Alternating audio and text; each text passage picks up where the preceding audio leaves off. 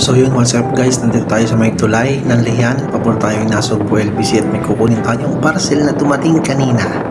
Ay masyadong mabilis, ay hindi ho, mabagal mo yan, nakapas forward lang. Ayan na ho, ay tayo nasa may gilid na baybay ng emperador. Ayan, fast forward natin. Narinig na tayo sa circle. Papasok ng Nasugbu. Nakita niyo yung manok. Hindi nakita na kaya. Nakita niyo kaya. Tignan ako nabangga din ni kanina doon sa nakatricycle at biglang huminto yung mga kutse. Ayan na, inubertehan ko na, kinat ko na yun at sadya namang pagkatumal mag-drive. Di naigpang ni Caro sa unahan. Ito na nga yung kutse kanina muntik na tumikil diyan. Ayan, lampas na ako sa Voltaire. Natinin na ako ngayon ika. Papasok na ng bayan ng Nasugbu. Kalalampas ko lang sa electric bill ng Battle Lake. Ano kang electric bill ika? Yung tamamuntik na naman. Yun na naman ika. Yung kanina daon sa may kantaw.